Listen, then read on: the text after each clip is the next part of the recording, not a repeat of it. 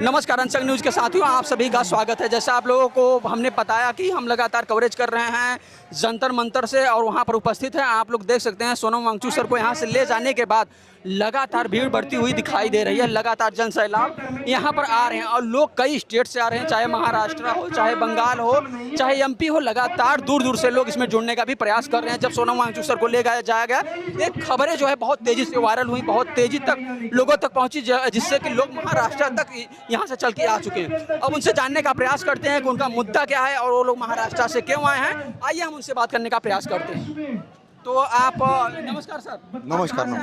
मैं महाराष्ट्र से आया हूँ। आप महाराष्ट्र से आए हैं, तो आप महाराष्ट्र से क्यों आए हैं यहाँ पर? देखिए, ये देश का मामला है, यूथ का मामला है, जनजी का मामला है। यदि यूथ को और जनजी को ऐसा ही सरकार कुछ लेगा तो हमारे साधु संतों, महात्मा और मॉन्क लोग, भिक्षु लोग, तो उसमें आना चाहिए। मैं सभी सनातनी धर्म वालों को और सभी हमारे देशवासियों को कहना चाहता हूँ कि देखिए, अपने देश में जो हंगर स्ट्राइक रहती है, जो अनशन रहता, उसको आज सवेरे दिल्ली पुलिस ने कुचला है। तो कहने का मतलब ये है कि सरकार सच्चाई के लिए नहीं लड़ रही है, झूठी सरकार है, झूठी काम कर रही है। इसीलिए हम पूरा सपोर्ट करने के लिए यहाँ पे आ गए। आपको क्या लग रहा है, जिस तरीके से यहाँ पर लगातार स्ट्राइक हो रहा है, लगातार प्रोटेस्ट बढ़ रहा है और लगातार लोगों का जन सैलाब बढ़ रहा है, इसको आप किस नजरिए से देखने का काम कर रहे हैं? देखिए, इन पॉलिटिक्स से अच्छा यहाँ का जनजीत है, यहाँ का युवा है, वो समझदार है और समझने वाले को इशारा काफी होता है जी। तो इसीलिए हर तबके का नौजवान, लड़की हो लड़का है, कोई भी यूथ, सब यहाँ पे जंतर मंतर पे आ रहे हैं।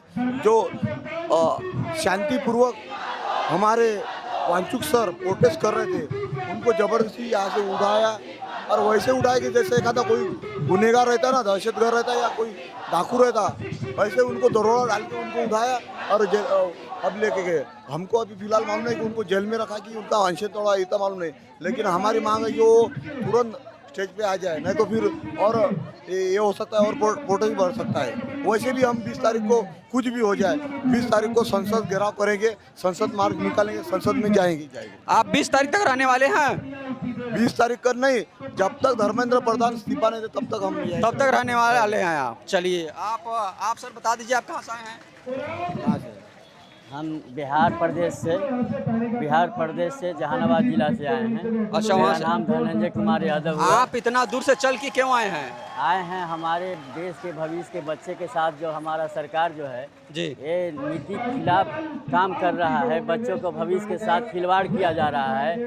इतने 12 सालों में ये सरकार जो है चोटपनई कर रहा है, चोरी कर रहा है, सब चीज़ में चोरी कर रहा है।